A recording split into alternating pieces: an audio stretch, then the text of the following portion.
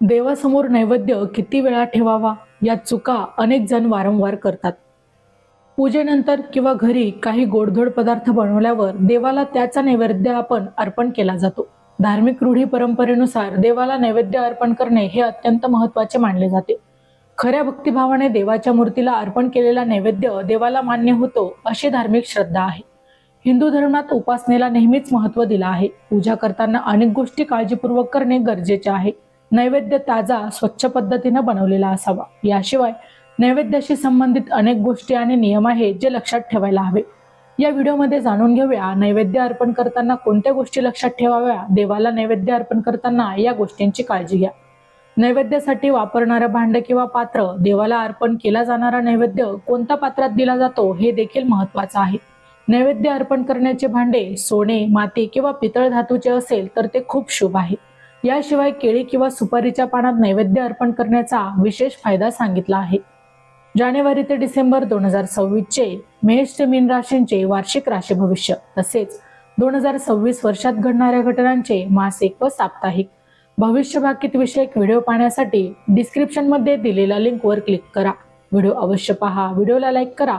तसेच आपले काही प्रश्न किंवा सूचना असतील तर चॅनलला सबस्क्राईब करून कमेंट करायला विसरू नका। नैवेद्य कधी तयार करायचा? पूजेच्या काही तास आधी नैवेद्य तयार करावा, म्हणजे नैवेद्य जेवढा ताजा असेल तेवढा चांगला मानला जातो। नैवेद्य फार काळ अगोदर तयार केलेला नसावा। चॅनलवर येणाऱ्या प्रत्येक अपडेटसाठी आमच्या वेद भविष्याचा या व्हॉट्सअप चॅनलला फॉलो करा। चॅनलची लिंक डिस्क्रिप्शन मध्ये दिलेली आहे। नैवेद्याचा अनादर होऊ नये। नैवेद्याचा कोणत्याही प्रकारे अनादर होणार नाही याची मात्र विशेष काळजी घ्या। कोणताही नैवेद्य फेकून देण्याची वेळ येऊ नये। नैवेद्याशी कोणती मस्करी नको आणि अस्वच्छ हाताने नैवेद्याला स्पर्श करू नका। स्वच्छतेची काळजी घेऊन देवाला नैवेद्य अर्पण करा। देवाप्रमाणेच नैवेद्याचाही आदर करावा। नैवेद्य कधी परत घ्यावा? नैवेद्य अर्पण केल्यानंतर देवासमोर जास्त वेळ ठेवणे चांगले मानले जात नाही।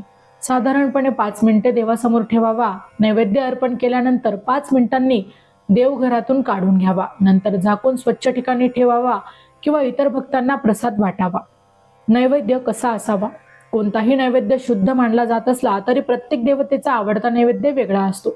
धार्मिक मान्यतेनुसार देवी देवतांना आवडणारे पदार्थ नैवेद्यामध्ये अर्पण केल्यास देव प्रसन्न होतात। त्यामुळे उपासना सफल मानली जाते आणि उपासनेचे चांगले फळ देखील आपल्याला प्राप्त होते असे मानले जाते। माहिती आवडली असेल तर अवश्य शेअर करा। अशाच प्रकारचं नवनवीन अध्यात्मविषयी माहिती ऐकण्यासाठी आमच्या चॅनलला अवश्य सबस्क्राईब करा। पुन्हा भेटू अशाच एका नवीन माहितीसह। तोपर्यंत श्री स्वामी समर्थ।